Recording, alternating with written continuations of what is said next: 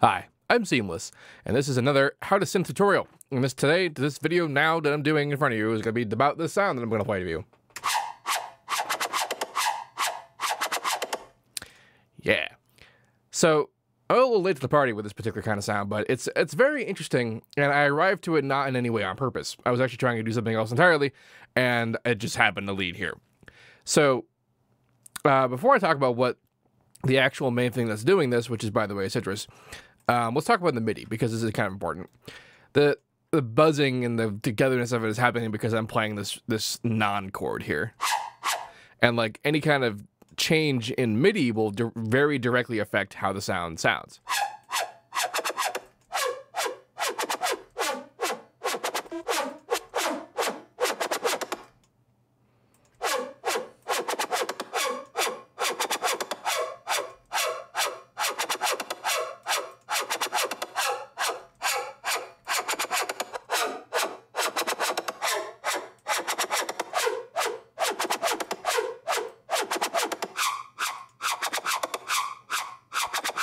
Just to get that out of the way, it's very a big impact on the sound. So this is a saw wave.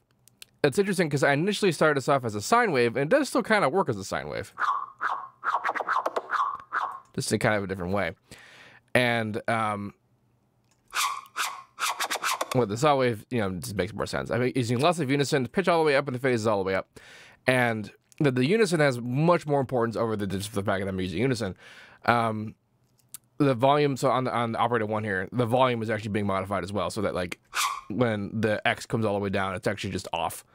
I'm also modulating the effects to be kind of the opposite, so that it's sort of like off when it's up and then on when it's down, kind of thing, just to give a bit of a room for there. And then all the magic is happening because of the filters. So what's happening here is that I'm using the phaser mode, which is just called the phaser inside the thing, and this is really kind of an odd filter, but I'm using a phaser, and then it's going to the next one, which is bandpass. It's going to the next one, which is also the phaser. And the big thing here that's different is that I'm in the cutoff frequencies, I'm in the unison index mapping, and I'm changing the position for all 9 voices. So this is where this gets fun. In Citrus, when you use unison, it's making 9 copies, or well, maximum of 9, depending on, you know, 9 of them, making 9 copies of the sound, which causes you know, the whole stack of that thing. Now, those copies include the filter. So when I'm playing stuff, I'll just turn it down a bit. Actually, I guess that's an appropriate level, isn't it? But so let's like it's a super easy example is if I'm using the bandpass filter. Come on, I interrupted. Dupe. So here's a bandpass filter, right? Now let's actually turn off. I'm gonna turn off pitching of all kind here. Put volume back on. So now it's just a saw wave, but it's essentially a saw wave happening 9 times. Now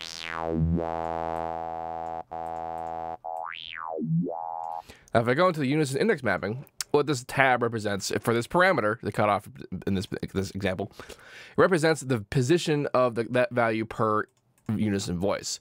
So if I make a really big spread like this,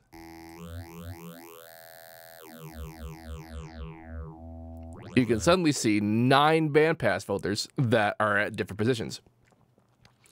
So that's what the unison index mapping is doing here.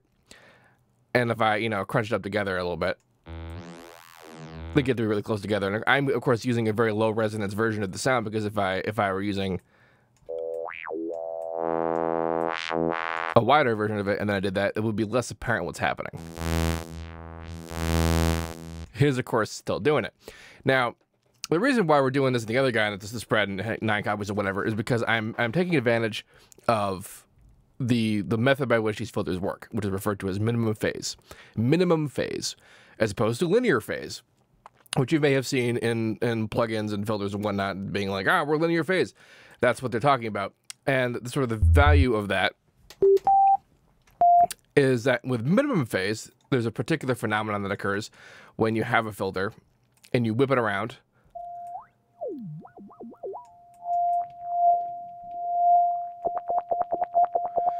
You see how when I move the filter and it interacts with the one frequency here, that it kind of seems like it's moving the frequency around? That's because it actually is moving the frequency around.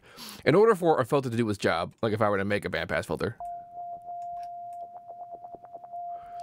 in order for the filter to be doing this, what it's doing is that it's actually creating phase cancellation to elicit the change that you're telling it to do in various configurations and various methods for it to actually do the job. But that's sort of what it's doing. The sort of the benefit of this is that it happens immediately. There's not a lot of latency. There's still some latency, but not a lot. Like in most cases, you can't tell that there's an amount of latency. In some cases, there might actually be none, but that's I haven't got further enough into the theory of it to know whether or not that's true or not. Point being is that linear phase has latency, but minimum phase does not. And sort of the downside of it is that if you move something's phase while you're playing it, you change its pitch. This is actually how digital FM works. When inside Citrus, when we're using FM and we're changing the frequency of an operator by another operator, it's doing that by changing its phase. And so if you move a filter around a particular any amount, honestly, like if you move it faster, it moves the pitch more. But if you move it slowly, still it moves it a little bit.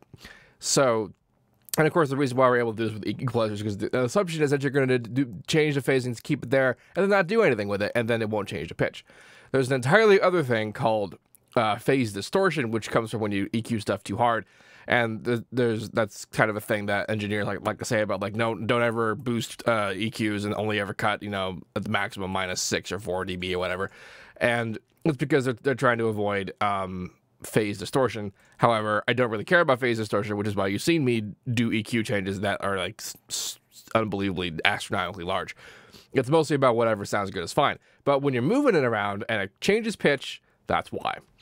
So we're taking advantage of this in a couple of ways. I've made this phaser filter. The phaser filter inside Citrus is done by what's called an all-pass filter. That's actually how phasers work. And I'm not 100% clear on like the precise sort of configuration of it. But if you go all the way down to alt number 3, it gives you essentially a three-band phaser. So, well, I've done this. I've done that there, and then I've also made the Unison index mapping move across like this. By the way, when you're in the Unison tab and you see this oscillator only thing here, what this means is that it will change the pitch of the oscillators, and then there will only be one filter.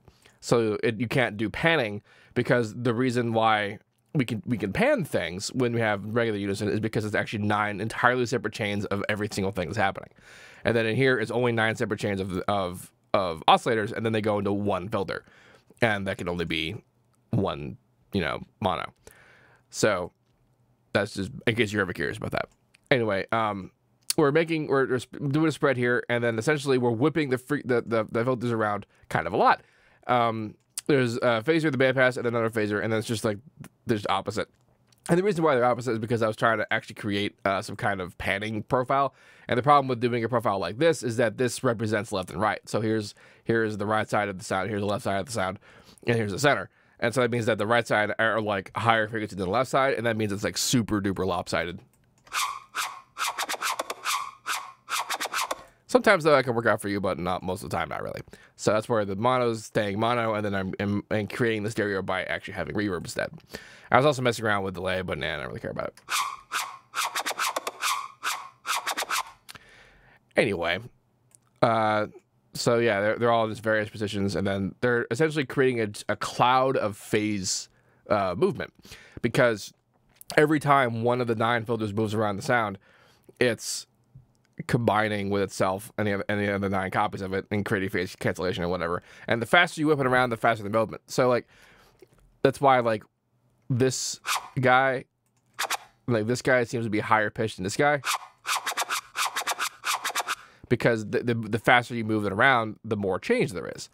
And so that's why like the automation here is also very important, because if I do something like this, you can see how it hangs around, versus if I did something like this, you see it cuts off a lot. Like not only does it move faster, but also like the tone is different.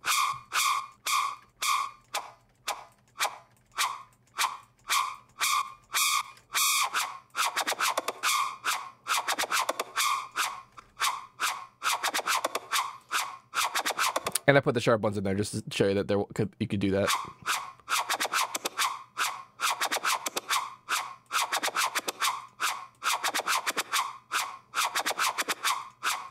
and lots of possibilities that are, of course, dependent upon movement around of all the things. And if you look at what's going on, like in the frequencies and in EQ, you can see the stuff just getting whipped around a lot. And I'm also like EQing out like the damage going on beneath it. So that's something else to consider, is that right now I have smoothing off on X here. And you might have noticed when I was moving the parameter around directly in the other filter that it was like kind of choppy and not fully like smooth. And it's not smooth. It's like it's moving it perfectly based on the updating of the position of my mouse, which is not perfectly, you know, smooth. So there's a couple ways to fix this. The first, like sort of the nuclear option is to mess with the time base. So you notice if I have a low time base and I play it, that happens. Now the time base changing is changing essentially the resolution of the playlist and its ability to count time. So right now I'm zoomed in all the way I can be zoomed into, and if I turn off snap, you can see that it can move these amounts. So now when we have automation here, this automation is way smoother than it actually is, and it's actually coming out like if you can envision little jaggedy edges here, that's really what this is, and that's why we get the jaggedy output. And of course, if I were to maximize it, it's way smoother. Now that's all well and good. The time-based stuff it's you know, functional, but that's also an incredible CPU increase over what you're normally doing. The other option is just to go to the control linking window and engage smoothing manually, where you're able to mess around with like, I gotta test it. Okay, two different options. We have over here, we have 3 pole smoothing, and over here we have 1 pole smoothing. 3 pole smoothing, like it's basically like if you've ever used tweening in animation or like camera movement in animation software, that kind of thing. Like if you've ever used Flash and that kind of stuff, that the 3 pole is a little bit smoother, but it could sometimes result in not perfectly sharp automation if you had sharp automation. So if I engage 3 pole smoothing at like 3 milliseconds, and then put on like the super sharp, you can see that it doesn't necessarily come across as actually being that sharp. So let's try the 1 pole, see what happens. I don't actually tend to use smoothing at all. Yeah. So the 1 pole tends to work, but the 1 pole is only smoothing part of the motion and not all the motion, which may or may not matter depending on what your time base is.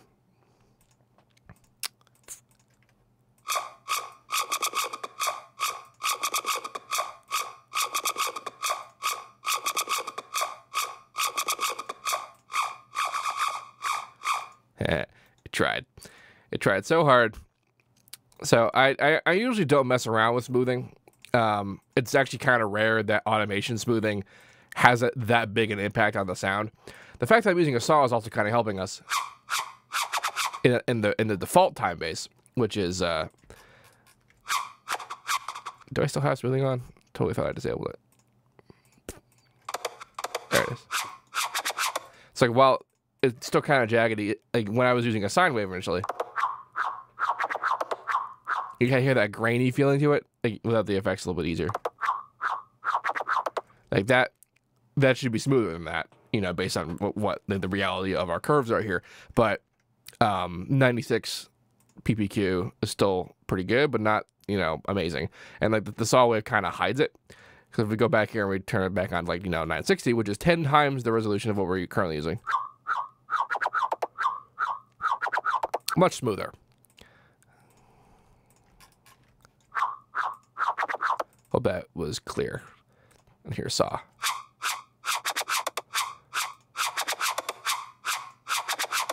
So the saw, you know, and also like it's kind of just a neat sound anyway. So I'm not, you know, I'm not too broken up about it. Anyway, I hope this made sense to you. This FLP will be available to download in the description of this video. If you have any questions about this, please let me know. Don't forget to like, comment, subscribe, and all that good stuff. And as usual, have a nice day.